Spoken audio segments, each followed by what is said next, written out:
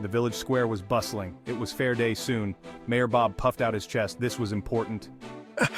Mayor Bob cleared his throat. He wanted everyone's attention. The fair is next week. The villagers cheered. Mayor Bob smiled. He loved a good fair. This year would be the best ever. Lucy the baker beamed with pride as she looked at her creations. Her apple pies were famous throughout the village and beyond. My pies will be ready soon. I can't wait for everyone to try them. Lucy's pies were legendary. Everyone in the village loved them and eagerly awaited the annual fair to taste them. They were flaky, sweet, and full of juicy apples, making each bite a delightful experience. This year, she had a secret ingredient that she believed would make her pies even more special. I bet they'll be as sweet as you, Lucy.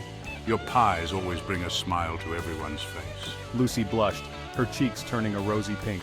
She was always modest about her baking skills. Everyone knew Farmer Joe was a bit of a prankster, always ready with a joke or a playful comment, but he had a good heart and genuinely appreciated Lucy's talent.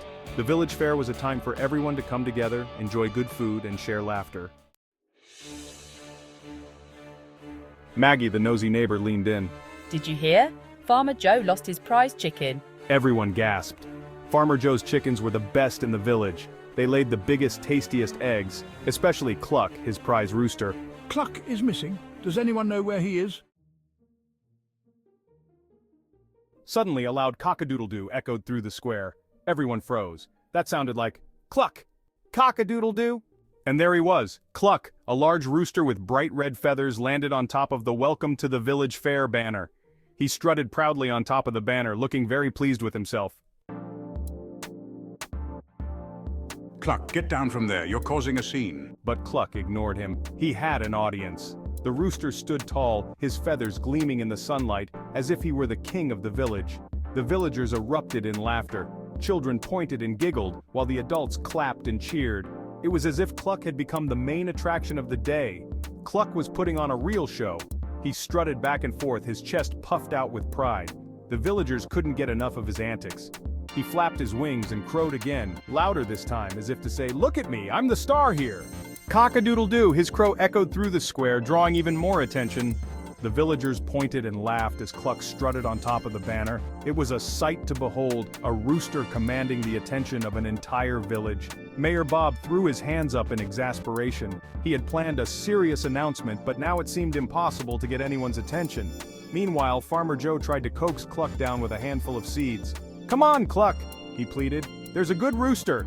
So much for a serious announcement. This was chaos. The village square had turned into an impromptu stage with Cluck as the star performer and the villagers as his adoring fans.